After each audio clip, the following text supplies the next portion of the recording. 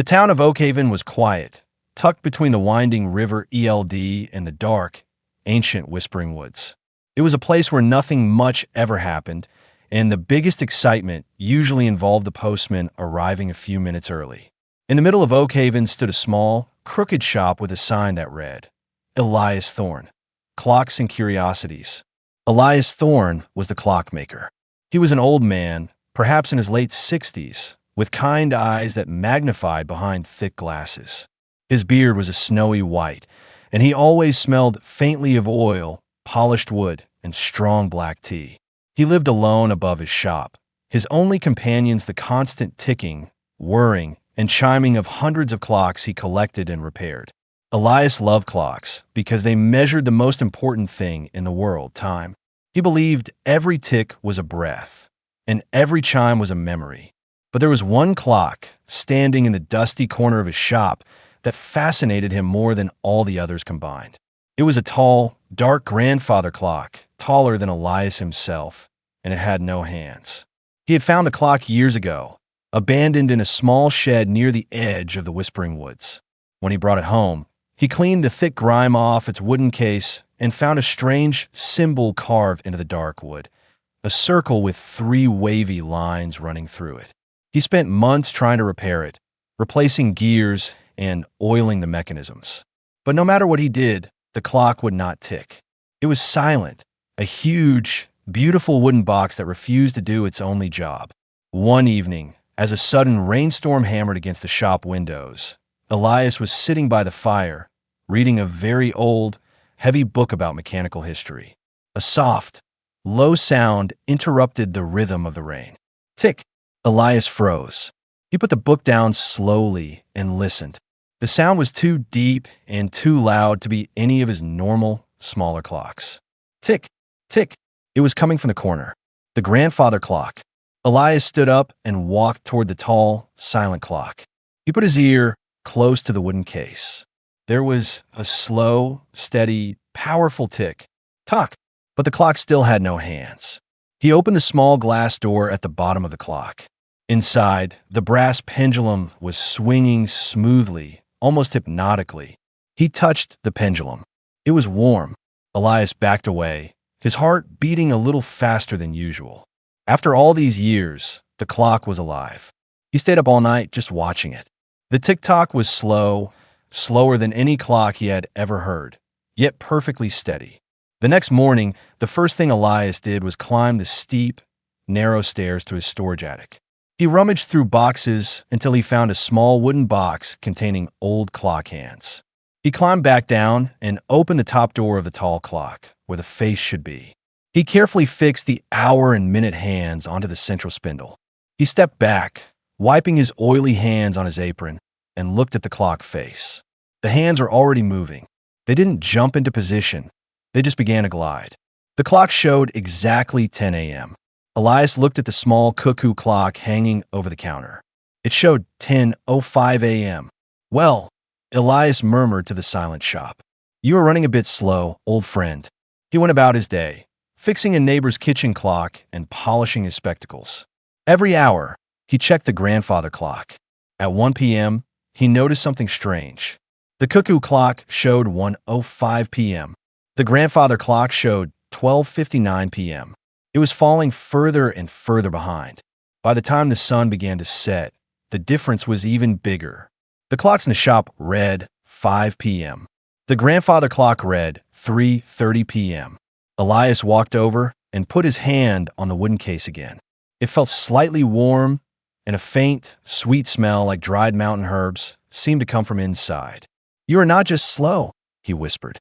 You are measuring time differently. He decided to wind the clock. He took out the heavy brass key and inserted it into the hole marked wind. He turned the key. It turned smoothly, but nothing felt tighter. It was as if the clock was already perfectly wound. Just as he was about to give up for the night, the tall clock began to chime. Not the normal, clear, ringing chime of a clock counting the hours. This was a deep, resonant heavy dong. It chimed 4 times. The time on its face was 4 p.m. But outside, the streetlights were turning on, and the sky was darkening towards 6 p.m. The 4th chime, however, did not stop. It lingered, growing louder and deeper, until the sound was not just a chime, but a vibration that shook the little shop. Dust fell from the ceiling, and the small cuckoo clock above the counter fell silent, its bird tucked forever inside its tiny wooden house. Elias stumbled backward, tripping over a stack of repair manuals. He landed on the wooden floor with a thud, his glasses slipping down his nose. He didn't feel the pain. All his attention was fixed on the terrifying blue light glowing from the face of the grandfather clock. The swirling light was no longer just a dot. It was now an aperture, a perfect circular window of deep, cosmic blue where the numbers and hands should have been. It looked like the deepest part of the ocean combined with the furthest reaches of the night sky. The hands of the clock were turning faster and faster, blurring into silver streaks against the hypnotic light. The vibration finally stopped, leaving a heavy silence that pressed down on Elias. The silence felt unnatural, like the world had held its breath. Even usual distant sounds of Oakhaven, a dog barking, the faint rumble of a passing truck, had vanished. Elias cautiously pushed himself up, his old joints protesting. He took a single, shaky step toward the clock. What is this? He thought, his scientist's mind wrestling with the impossible reality. It was not a clock face anymore. It was a hole into somewhere else. As he watched, the blue light shimmered, and a shape began to emerge from the swirling color. It wasn't a person or a creature, but an object. Slowly, smoothly, a piece of something metallic and dark slid out of the void and fell onto the floor with a soft, dull clank. Elias held his breath and waited. When no more objects followed, he crept forward. The object was about the size of his palm, made of an unknown black metal that seemed to absorb the light in the room. It was warm to the touch and had no sharp edges. He turned it over. On one side, etched deeply into the metal, was the same strange symbol carved into the clock's casing, the circle with 3 wavy lines. He immediately knew this was not from Oakhaven, not from Earth, and perhaps not even from his time. This was a piece of the mystery. Just as Elias picked it up, the blue light in the clock face dimmed rapidly, shrinking back down to a tiny point, and then winking out entirely. The hand stopped spinning and settled on 4:01 p.m. The grandfather clock was silent once more, just a large, handsome piece of furniture in a dusty shop. But the silence was now broken. Outside the shop, the sounds of Oakhaven rushed back in, but they were different. They were subtly distorted, slightly wrong. The dog bark sounded higher, and the distant truck rumble had a strange, tinny echo. Elias stepped to the window and looked out. The street looked the same, the baker across the way, the little park, the old oak trees. But the air felt thick, heavy, like breathing through wet cotton. Then he saw her. Standing by the lamppost was a girl. She looked to be about 20, dressed in clothes that were stylish, but unlike anything worn in Oakhaven. A deep purple jacket and trousers made of a material that shimmered faintly. She was looking at the bakery sign with wide, confused eyes. She had an unnatural beauty, but it was her hair that made Elias catch his breath. It was the exact shade of the blue light that had just vanished from the clock face. It looked like woven starlight. As the girl turned her head, her gaze sweeping over the sleepy town, her eyes landed on the crooked sign of the clockmaker's shop. She paused, and a flash of something, relief, fear, or recognition, crossed her face. She started walking toward the shop, moving with a speed and silence that was alarming. She didn't walk, she glided. Elias quickly pocketed the strange black metal object. He knew, with a certainty that settled deep in his bones, that this girl and the silent, time-bending clock were connected. The clock had not just opened a doorway. It had delivered something or someone to his quiet little town. He smoothed his apron and stood behind the counter, trying to look like a simple, normal old clockmaker. The bell above the door jangled sharply as the girl stepped inside, bringing with her the sweet scent of mountain herbs, the exact smell Elias had noticed earlier coming from the warm clock casing. Her eyes, the color of deep amber, fixed on the grandfather clock in the corner. Then she looked at Elias. "The clock," she said, her voice a low, musical whisper. You move my transport gate. Why is your time so slow? Elias just stared, his mind racing. He was no longer a clockmaker. He was the keeper of a secret, standing at the unexpected intersection of time and space. Elias swallowed hard, the word transport gate echoing in the silence. He tried to project a calm he did not feel, resting his hands lightly on the wooden counter. My time, Elias repeated, pointing a wrinkled finger toward the world outside his window. This is Oakhaven time, the proper time. If the clock is slow, it is because it is old. The girl's amber eyes narrowed, not in anger, but in intense analysis. She didn't look at the small, mundane clocks around the shop. She looked past them, as if seeing the invisible gears of the town turning. The resonance is wrong, she stated, her musical voice suddenly taking on a sharp, technical edge. Your temporal frequency is operating at 0.77 relative to the galactic standard. And the clock is not old. It is an anchor point. It should be synchronized with the source, not your sluggish local stream. She took 2 steps, closing the distance between them. Elias noticed the symbol. The circle with the 3 wavy lines was visible on the silver clasp of her shimmering purple jacket. My designation is Lyra, she continued, her gaze dropping to the space on the counter where Elias's hand had just been. I need the key, the synchronizer. Elias instinctively reached into his pocket and felt the smooth, cold surface of the black metal object. He decided instantly to keep its existence a secret. I am Elias Thorne, he said, trying to buy time, and I have no synchronizer. I'm a clockmaker. I fix gears, I don't move gates. Lyra sighed, a sound of immense, weary frustration that seemed too heavy for her young face. This entire temporal bubble is the result of a field breach. The anchor was moved, which means its power source is unstable, and it's drawing energy from this whole section of reality. She gestured toward the tall clock. That machine isn't just slow. It's creating a pocket where time moves slower than the rest of the universe. If it goes critical, the time debt it's accumulating will snap back. Everything in Oakhaven will age in an instant. A matter of seconds for you will be a lifetime of decay for your town. The powerful threat hung in the air, transforming the cozy shop into a sudden, inescapable death trap. Elias felt a wave of cold dread.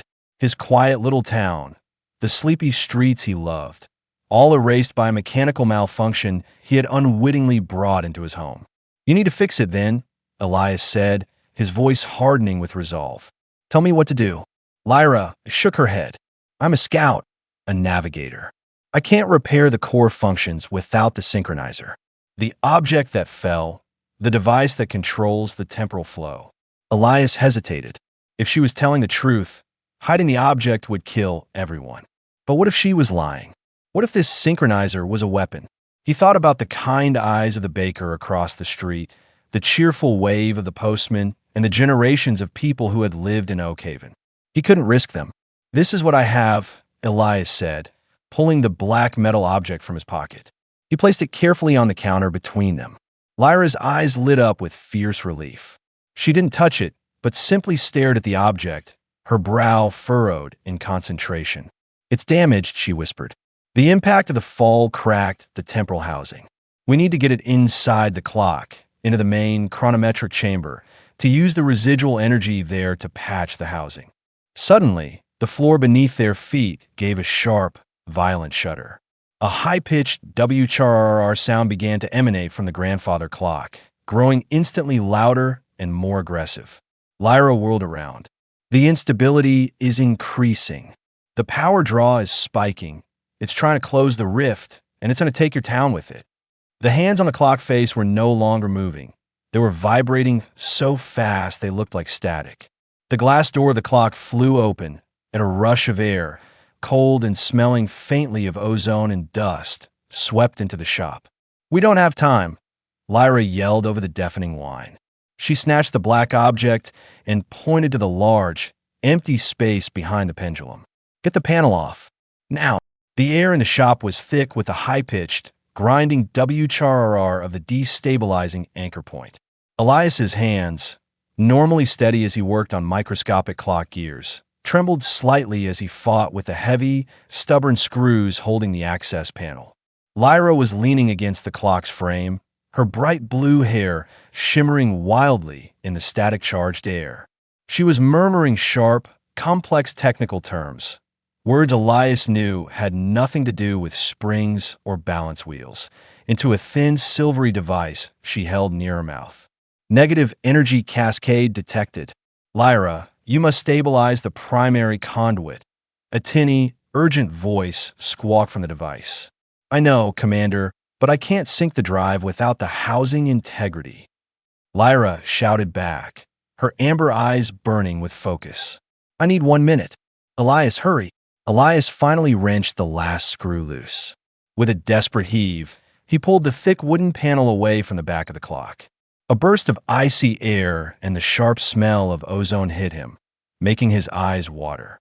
Inside the cavity was not the expected wooden backboard, but a complex, humming machine of polished brass and dark crystal. It was a chaotic tangle of energy conduits that pulsed with dangerous, erratic light. In the very center where the weights should hang was a large, glowing sphere of deep violet energy, the core. The chronometric chamber, Lyra breathed, already moving. It's dangerously hot. Give me the synchronizer. Elias quickly handed her the black metal object.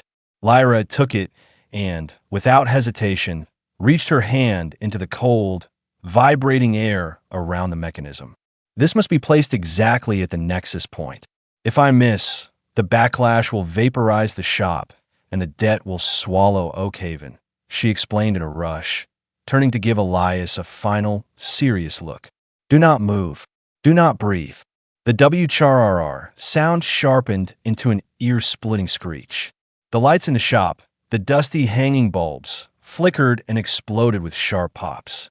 They were plunged into near darkness, lit only by the violent, shifting light from inside the clock. Lyra edged her hand closer to the glowing violet core. The air around her arm twisted and warped. Elias could see faint images shimmering near her skin. A vast, unfamiliar star field, the silver hull of a massive ship, and a flash of desert landscape that vanished as quickly as it appeared. The clock was spitting out fragments of its own time and location. The gap is closing. Lyra, aboard! The voice from the silver device screamed. No, she yelled, fighting against the powerful temporal field pushing her back. Elias saw the moment she found the spot. There was a tiny, clear socket on the surface of the violet core. She shoved the synchronizer, the black metal object, into the socket. The moment it locked into place, the blinding light and deafening noise stopped. Silence. Absolute, deep, echoing silence fell over the shop. The dangerous violet core settled into a soft, steady hum, glowing with the gentle warmth of a well-behaved lantern. The air instantly felt less thick, less threatening. Lyra slumped against the clock, catching her breath. Housing stabilized, she managed her voice weak. Elias let out a breath he didn't realize he had been holding. The small town of Oakhaven was safe. But the crisis was not over. Lyra pointed to the black object now embedded in the core. The synchronizer is only a temporary patch. It's using the core's energy to heal itself, but it can't run the gate. The energy consumption is still high. I'm stuck here until the device is fully repaired. Stuck. Elias looked at the serene face of the tall clock, which now showed 4:02 p.m. Lyra nodded, pushing herself upright. I'm in the middle of a vital mission, a search and retrieval operation. I can't wait here for weeks.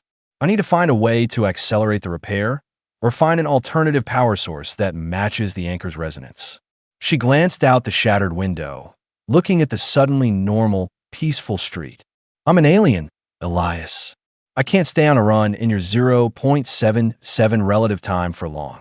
If my pursuers use the instability to track me down, the consequences will be worse than a time snapback. Elias looked at the girl, the intergalactic navigator, the keeper of a terrifying machine, now dependent on his old, quiet clock shop. He thought of the endless ticking clocks upstairs, the precision tools, and the hidden knowledge of mechanics he held. An alternative power source, Elias mused, rubbing his chin. Something with a high, steady vibration, a pure rhythmic energy. He walked slowly to his small, dusty workshop bench, pulling out a hidden drawer that held his most valuable, delicate materials. He wasn't just a repairman of gears. He was a craftsman of flow. The clock shop, now dimly lit by a single kerosene lantern Elias had retrieved, became a strange laboratory. Lyra stood over Elias's workbench, a pristine surface usually reserved for the most delicate clockwork, now cluttered with alien technology and earthly materials. Elias laid out his materials, the clearest, rarest pieces of quartz he had inherited from his own master, crystals prized for their perfect harmonic resonance, and a small, antique coil of silver wire. My people use an integrated temporal flux capacitor, Lyra explained, pointing a slender finger at the quartz. These crystals, they might function as a primitive, harmonic storage medium, but we need a constant, high-frequency kinetic input to charge them. A mechanism of pure, unfaltering rhythm. Elias smiled faintly. Rhythm is my specialty, Lyra. It is the language of the universe, whether it's in a starship drive or a minute hand. He began to work, his old hands moving with surprising speed and precision. He ignored the sleek, mysterious components Lyra pulled from her own utility belt, focusing instead on his own craft. He dismantled a small, flawless miniature chronometer, his masterpiece, keeping only its escapement and mainspring. He carefully wired the quartz crystals into a tight, circular grouping, using the silver wire to connect them. He then mounted the ultra-precise escapement, the part that controls the clock's speed and rhythm, directly beneath the crystal array. The escapement, Elias explained, not looking up, takes the brute power of the mainspring and divides it into controlled, perfect ticks. If we drive it hard, it will generate the pure, kinetic energy you need. But this will burn out instantly, Lyra protested, watching the delicate assembly. Not if we power the escapement with something that doesn't rely on metal fatigue, Elias countered. He then revealed the final piece of his engine, a small, smooth piece of obsidian he had polished for 30 years, believing it held a strange, persistent energy. He attached the obsidian to the drive shaft. He didn't win the spring, he just touched the obsidian. Immediately, the tiny escapement mechanism began to tick, not with the slow, metallic sound of a normal clock, but with an almost silent, incredibly fast thrum. The quartz crystals began to glow faintly with a clean, white light. "It's beautiful," Lyra whispered, mesmerized. A resonance engine, powered by geological time. They were interrupted by a new, more terrifying sound, a low, resonant thud from outside the shop, followed by the crunch of heavy footsteps on the pavement. Lyra's head snapped up. "That is not Oakhaven. That is heavy, powered intrusion. They found a residual field. They are here for the anchor point." She snatched up the silver communication device. "Commander, I have hostile acquisition signatures. They are localized on the anchor point." The voice on the device was cold and urgent. "You are authorized for defensive engagement, Lyra. But the priority is the chronometric core. Do not let them touch the temporal drive." A massive shadow fell across the shop windows. The front door burst inward with a splintering crash. Standing in the ruined doorway were two figures. They were tall, armored in dark, jointed plates that looked more organic than mechanical, and their faces were hidden behind reflective black visors. They were carrying heavy, silent energy rifles. "The temporal navigator, Lyra," one figure rasped, its voice synthesized and harsh. "Surrender the core and the synchronizer. Failure to comply results in immediate deletion of the temporal zone." This was the ultimate threat, not just Oakhaven's decay, but its complete annihilation. Lyra grabbed the small, thrumming resonance engine Elias had just completed. "Elias, keep them distracted. I need to integrate this immediately." Elias, the old clockmaker, found himself facing two heavily armed, alien pursuers, holding nothing but a dusty chair. He looked at the silent, beautiful mechanism of pure time in Lyra's hand, and then at the dark, menacing figures. Elias's desperate swing of the chair was futile against the armored behemoths, but it bought Lyra a fraction of a second. The chair splintered harmlessly against the first figure's dark armor. Static resistance detected. The first armored figure hissed, its visor turning a cold, warning red. It lifted the heavy rifle. Elias braced himself, not for a shot, but for the sudden erasure of everything he knew. Lyra didn't hesitate. She threw herself behind the protection of the massive grandfather clock, her eyes locked on the open back panel where the violet core pulsed. The metallic whine of the pursuer's rifle powering up was deafening. "You have no chance, Navigator," the second armored figure boomed, taking a long, deliberate stride toward the clock. "Surrender the core and the device." As the first figure prepared to fire, Elias spotted a chance. He lunged away from the door, grabbing a coil of thick, insulated copper wire used for large clock windings. He hurled the wire across the room, wrapping the free end around the rifle barrel just as the figure squeezed the trigger. The rifle spat a burst of raw energy. Instead of hitting Elias or Lyra, the energy was partially redirected by the copper wire, exploding against the walls and ceiling. Dust, plaster, and shattered glass rained down, but the armored figure was momentarily stunned. The rifle's output scrambled. This was Lyra's moment. Crouching low, she slammed Elias's resonance engine, the thrumming quartz and obsidian device, into a small and used conduit near the chronometric core. The effect was instantaneous and staggering. The violet light of the core flared from a soft hum to an impossible white-gold brilliance. The gentle thrumming of the obsidian engine amplified through the core, forcing the entire anchor point into an explosive, perfect frequency. The internal energy shot straight to the embedded synchronizer, which instantly ceased its slow repair and glowed with restored, stable power. The two armored figures recoiled from the sudden, powerful light, their sensors overwhelmed. Temporal field destabilizing. Hostile energy signature spiking. The first figure shouted, its synthesized voice cracking with panic. Lyra grabbed the now fully restored synchronizer from the core. Anchor points synchronized. "Elias, this is your only chance." She ran back to the front of the clock and slammed the synchronizer into the winding hole, where the brass key usually went. She turned it with a fierce, decisive twist. The grandfather clock didn't chime. It let out one single, massive, resonating bong, a sound that shook Oakhaven to its foundations, but which Elias felt deep in his chest, not in his ears. Lyra grabbed Elias's hand. "Hold tight. 0-hour activation."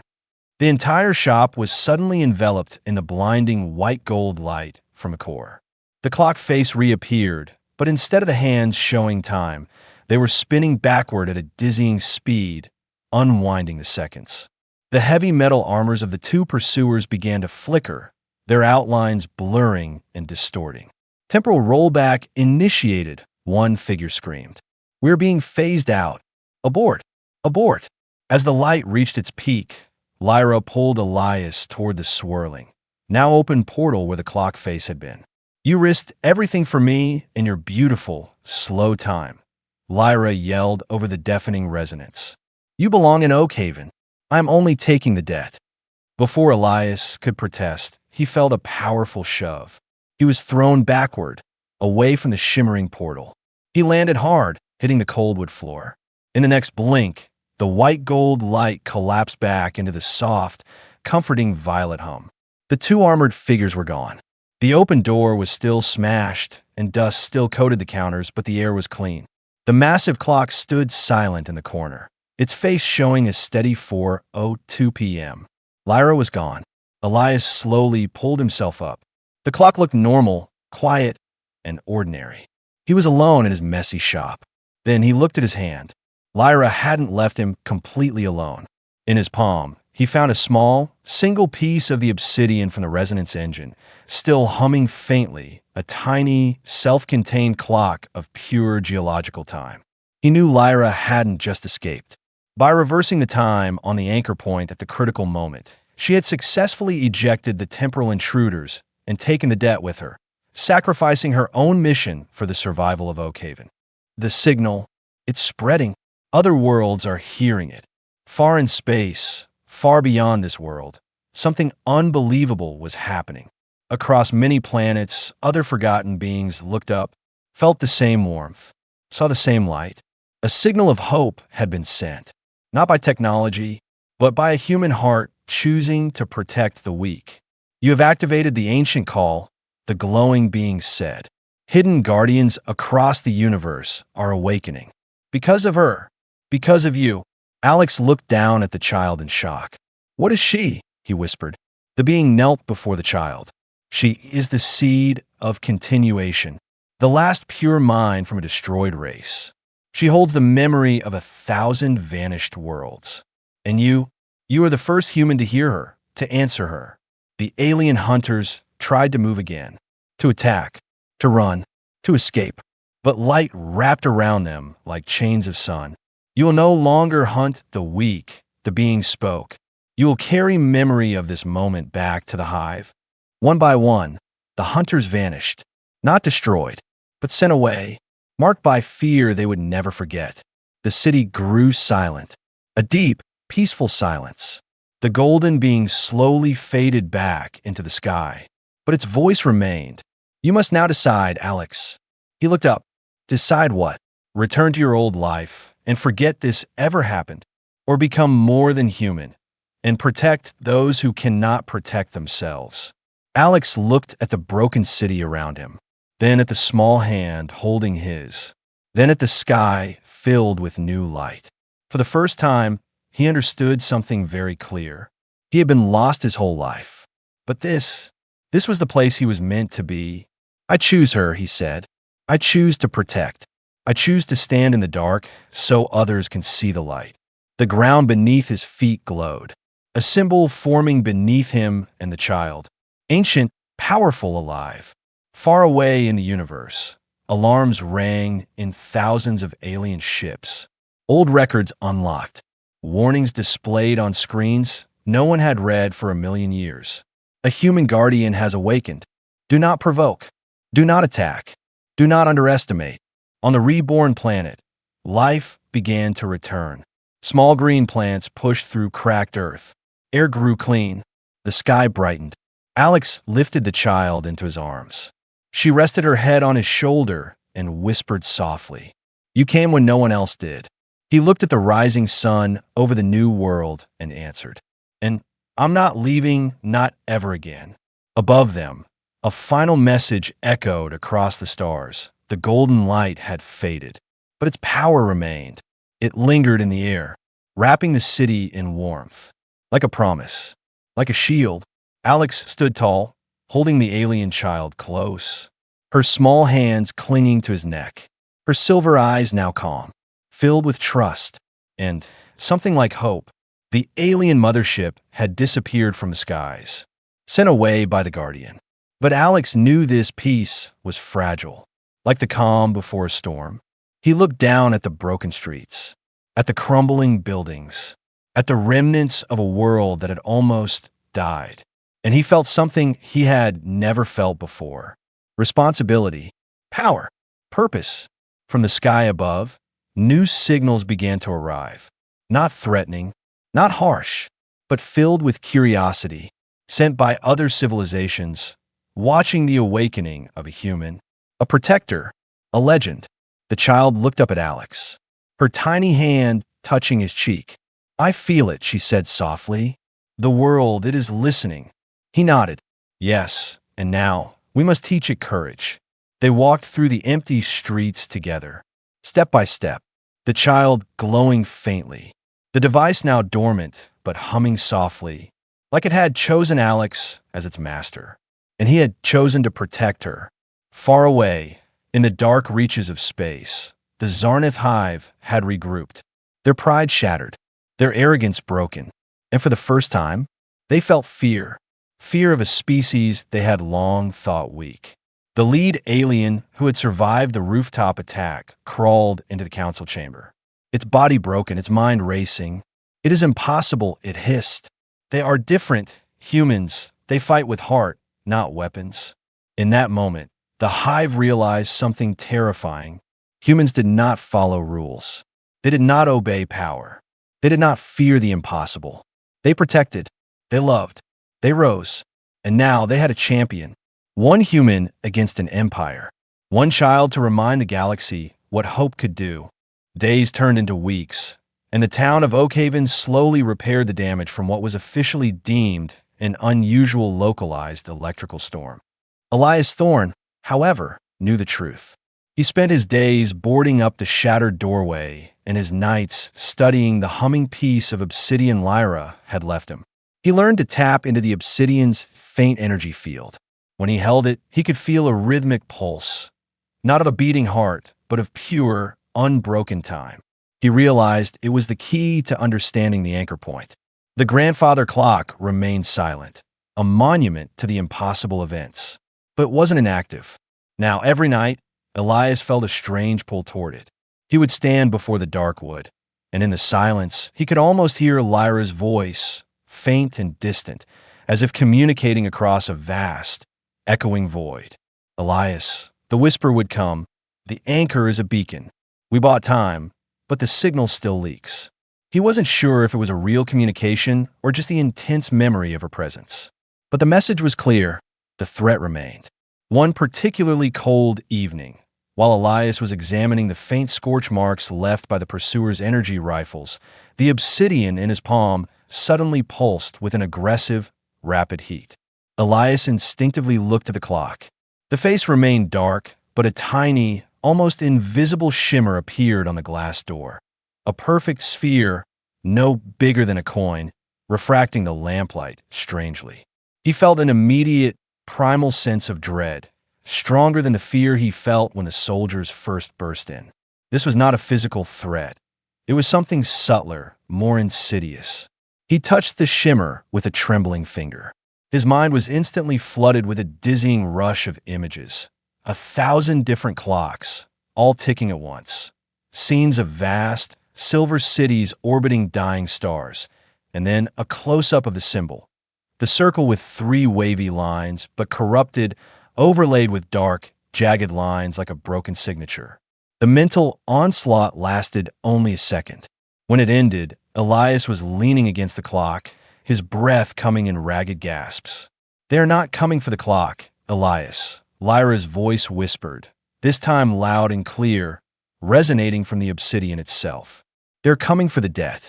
The time you borrowed has a cost, and they are here to collect it."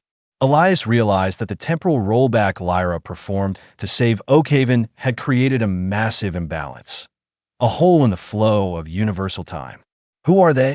Elias whispered back, clutching the obsidian. "The timekeepers," Lyra's voice answered, tinged with fear. "They enforce the fundamental laws of space-time. They don't use guns or armor. They use subtle manipulation, targeting the vulnerable threads of reality. They want to dissolve Oakhaven to balance the ledger." As she spoke, the faint shimmer on the clock glass began to grow. It stretched, twisting the light until it formed the shape of a handprint on the glass. The handprint was not made of light. It looked like glass that had been aged and corrupted by centuries of decay in an instant. It was a visual representation of time death. A moment later, Elias heard a sound from outside. Not the heavy thud of alien boots, but the sound of ordinary children laughing. He rushed to the window and looked out. 2 boys were playing kickball in the fading light. Everything looked normal. But then, Elias noticed the oak trees lining the street. Just yesterday, their branches were thick with green leaves. Now they were bare, stark, and covered in snow. And the boys playing kickball? Elias was certain they were wearing thin summer jackets. Yet, a thin layer of hoarfrost covered the pavement near their feet. The timekeepers weren't attacking the shop. They were subtly adjusting Oakhaven's timeline. They were accelerating seasons, confusing reality, weaving the environment into an unstable, paradoxical mess, all to force a collapse that would erase the debt. Elias had saved his town from vaporization only to face its slow, chaotic dissolution. He looked at the obsidian, now humming with a desperate warning. How do I stop them? Elias demanded. You must build a shield, Lyra instructed, her voice straining. Use the obsidian and the anchor's residual energy to generate a temporal frequency buffer. You must anchor Oakhaven not to the universe, but to itself. You must make your town its own, self-contained time. Elias looked around his shop.